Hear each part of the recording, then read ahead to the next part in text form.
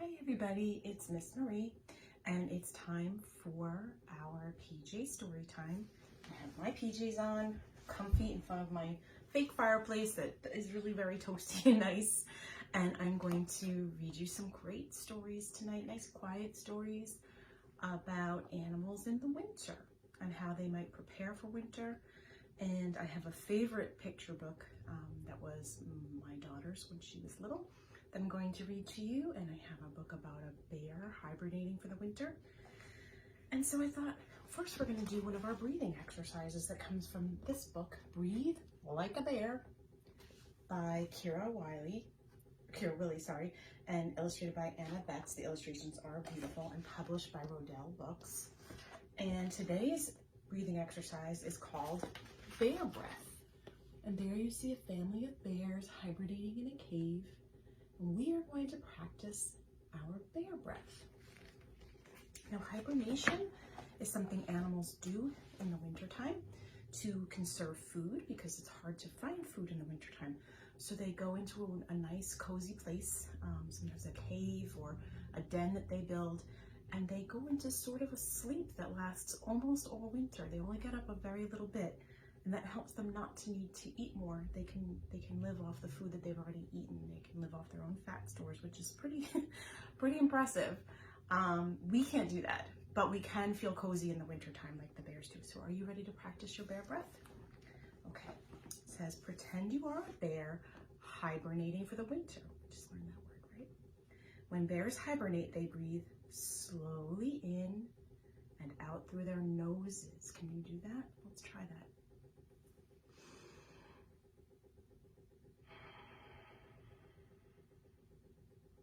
Take a long breath in through your nose and let it all the way out. Let's try it again.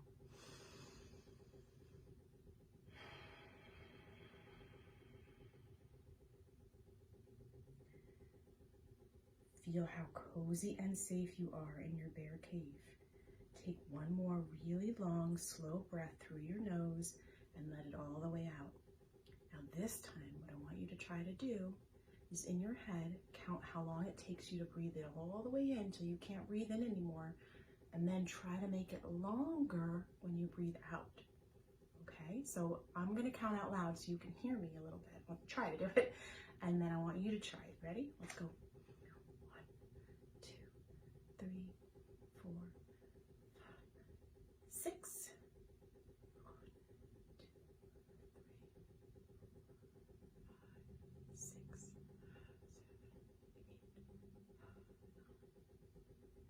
All right, you see how I did that? It took me 5 seconds to breathe in and 9 seconds to breathe out. So it really emptied out my lungs. Let's try one more time. Ready?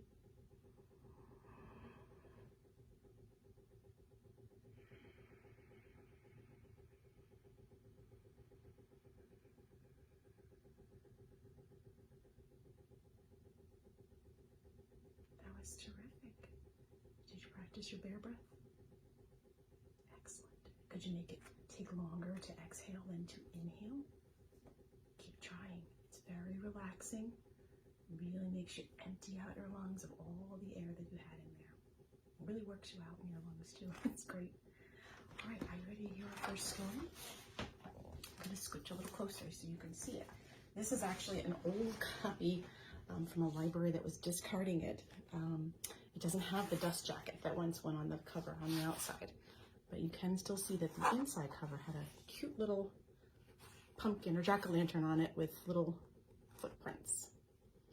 And I think you'll see why this book is perfect for this time of year. And like I said, this was one of my daughter's favorites when she was little, and she reread it the other day when she found it for me on her shelf and was like, oh, it's still so sweet. I love it.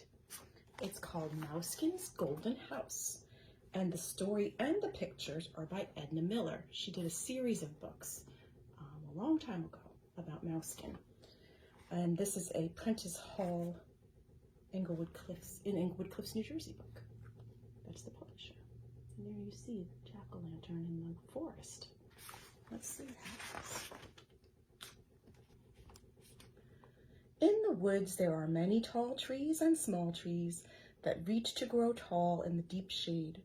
There are low-growing bushes with berries and seeds that pop and roll about on the forest floor. You've probably seen all those things when you go for a walk in the woods. Beneath them all are tiny paths that only mice can see. One moonlit night, Mousekin followed just such a path to one of his homes in the chestnut log. And there goes that little mouse, following a mouse path. And right in the middle of that very small path, Mousekin saw something that someone had thrown away when Halloween was over. He hid behind a log. Perhaps it was dangerous. What do you think it is that somebody threw away after Halloween? Mousekin had never seen a jack-o'-lantern in all his mouse days. He wriggled his nose furiously at the strange pumpkin smell. He was so excited that he drummed his tiny paw on the hollow log. Mousekin was so interested in the jack-o'-lantern that he did not watch out for danger with his bright, shiny, shoe-button eyes, nor did he turn his large ears to the breeze to listen for the sound of wings for owls and hawks and other creatures who wait to catch a white-foot mouse. He's so interested he's not paying attention to what's around him.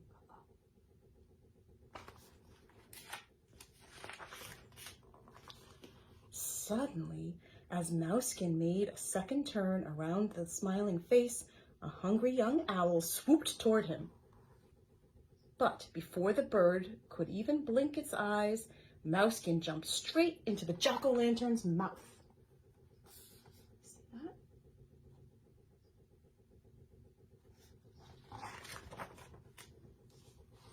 Once inside, he looked about.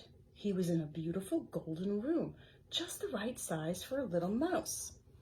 From the top window of the new home, Mousekin could see the owls sulking in an evergreen tree.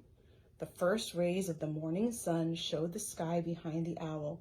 Night was over, and it was time for Mousekin to go to sleep. So you see, this picture is Mousekin inside the jack-o'-lantern looking out. And outside the jack-o'-lantern, there's an owl waiting for Mousekin. Mousekin felt safe inside the sturdy walls of his golden house. He did not awaken until evening when the katydids began to argue. Katy did, Katy didn't. After he had stretched and cleaned his white undercoat, he began to explore his new home, scurrying in one window and out another. Now Mousekin was alert to all the sounds that filled the woods when the evening came.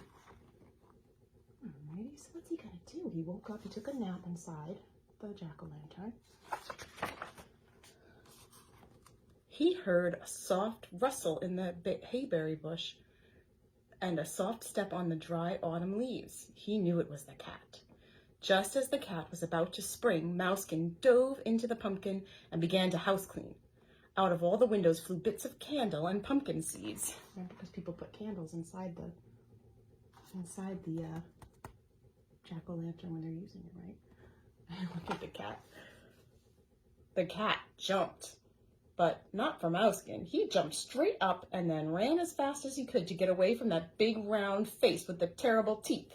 The cat would never take that path through the woods again. The cat is afraid of the jack-o'-lantern, especially with all those bits and pieces flying out of it. It seems a bit aggressive to the cat. The days grew shorter and the nights grew longer, just like for us, right? Mousekin worked each night to fill his house with things to keep him warm and comfortable in his new home.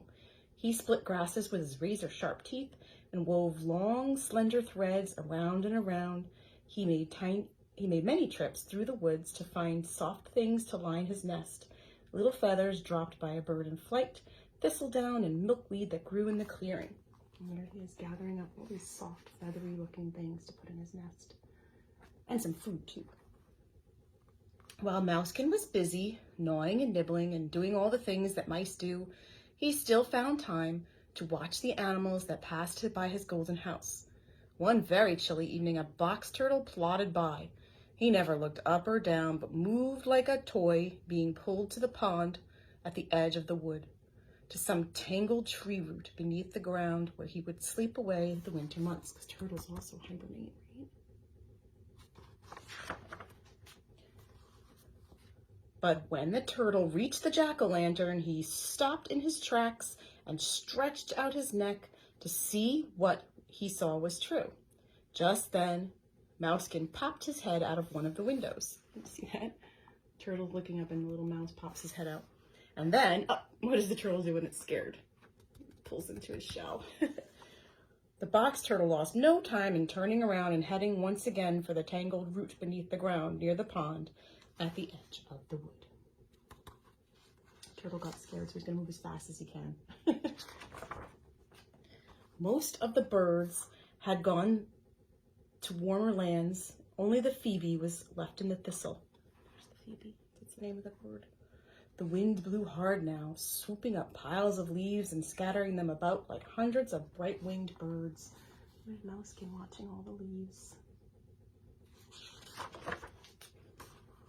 One day, the phoebe called to Mousekin, "Come south with me, come right away, your house will never do.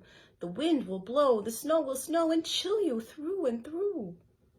The little mouse whistled a high, soft goodbye. He would not leave his golden house. A chipmunk hurried by, his mouth so full of nuts he could hardly speak. "Come with me beneath the ground, that house will never do. The wind will blow, the snow will snow, and chill you through and through." So the little phoebe and the little chipmunk are all trying to get Mouse to go someplace warmer. Mousekin scrambled up to his golden house and slipped through a tiny opening at the top. Oh, where the top of the pumpkin has been cut and carved. He slid down a feathery stairway to the warm, soft lining below. Oh, that does look so warm and cozy in there. Look at that. Mousekin curled up, tucked his tiny feet beneath him, wrapped his long tail around some milkweed down, and pulled it closely around him until he fell asleep. Little by little and bit by bit, something happened to the jack-o'-lantern. It began to close its eyes in the frosty air and shut its mouth against the cold wind. As the pumpkin starts to lose water, it shrinks down, gets smaller and smaller. The next day, the gray sky opened, and great white flakes fell upon the sleeping pumpkin. Inside, Mouse was curled up into a tiny fur ball. He was safe and warm and fast asleep inside his golden house. Oh, look at that. So everything kind of closed up to keep some of the wind out, and now the mouse is in there nice and warm and toasty. And it looks like the jack-o'-lantern is smiling inside this little mouse like that. And that is the end of Mousekin's Golden House. And as I said, that was a favorite from when my kids were little. I used to read it to them a lot, and it's an old book. But they really enjoyed it. All right, are you ready to hear one more story?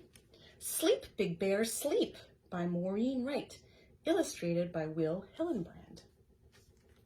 And this book is published by Amazon Children's Publishing.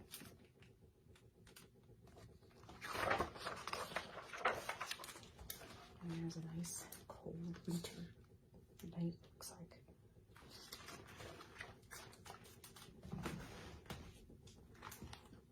Old Man Winter from a storm cloud spied his big bear friend in the countryside. He leaned to the earth and softly sighed, "Sleep, Big Bear, sleep." And that's the Old Man Winter. It's kind of just wind blowing down. He's saying, "Sleep, bear, sleep." Bear seems to be still chasing after bees and other honey, actually. But Big Bear didn't hear very well. He couldn't sleep in his den in the dell. He thought he heard, as twilight fell, "Drive a Jeep, Big Bear, drive a Jeep." Instead of "Sleep, Big Bear, sleep," you heard "Drive a Jeep." Oh my goodness. Okay, that's silly. So Big Bear yawned as he drove around in a Jeep on a road just south of town. Oh my goodness. Silly. But after a while, he stopped in a park. And Old Man Winter whispered as it grew dark, "Sleep, Big Bear, sleep." But Big Bear didn't hear very well. He couldn't sleep in his den in the dell. he thought he heard as dry leaves fell, sweep, Big Bear, sweep. So Big Bear went to a house down the street and swept each room so nice and neat.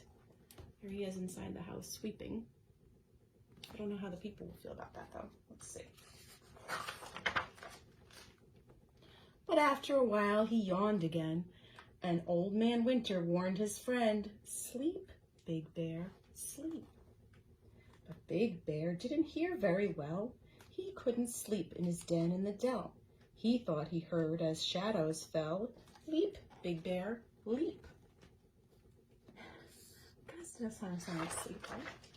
So Big Bear found a frog he knew and played leapfrog while the cold wind blew, till all at once he fell to the ground. The wind through the trees was the only sound, and Old Man Winter said with a frown, sleep, Big Bear, sleep. And there he is playing leapfrog with a frog and a bunny, looks like too. They're all leaping about, and they should be sleeping. But Big Bear didn't hear very well. He couldn't sleep in his den in the dell. He thought he heard as darkness fell, dive deep, Big Bear, dive deep. So Big Bear padded to a clear blue lake, finding it hard to stay awake. Look, he's yawning. I bet you're yawning too. He dove in deep and swam to the shore. He had never been so very tired before. He really needs to go to sleep. He's not listening.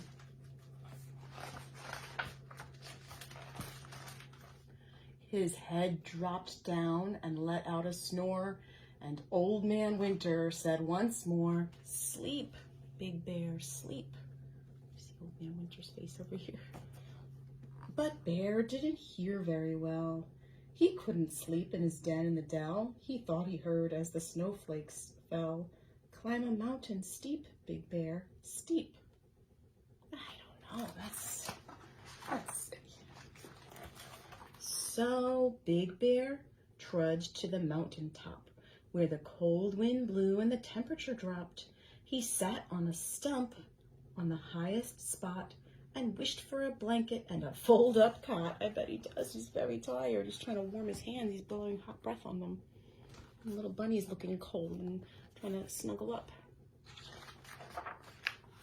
Then he stumbled back down with eyes half shut, so tired he didn't know which end was up. Old Man yelled while shaking his head. There's only Winter. Hey there, Bear, did you hear what I said? It's winter time, now go to bed. Oh my goodness, what a surprise. Bear's like, is that what you were saying? Big Bear's eyes were droopy and red. You could have told me before, he said. He lumbered nearby to his cozy den, rubbed his eyes, and yawned again. He put on his PJs and blew out the light, and fluffing his pillow, he said, good night. I bet he's gonna go there now for the whole winter. And it is time for him to go to bed for the whole winter. And it's time for us to go to bed for just the night. But first, let's make our wishes. In starlight, star bright. Does everybody remember how that poem goes? Here we go. Starlight, star bright, first star I see tonight. I wish I may, I wish I might, have this wish I wish tonight. So who has a wish out there they'd like to make? Well, maybe Evan is hoping that tomorrow is a nice sunny day where he can play outside. And maybe Andrew is wishing that he has his favorite dinner tomorrow night for dinner. And maybe Juliana is, let's see, what could she be wishing for? Maybe she's wishing to see somebody she misses a lot in hopes that she'll see them soon. And maybe Sophia is wishing that tomorrow is the day she gets to learn how to ride her bike. Those are all really great wishes. And I wish for all of you that those wishes come true. All right, so think on those tonight when you're falling asleep. And don't forget to practice your bear breath, breathing in through your nose and out through your nose. And if you can, breathe all the way in as deeply as you can, and then breathe out even longer than it took you to breathe it in.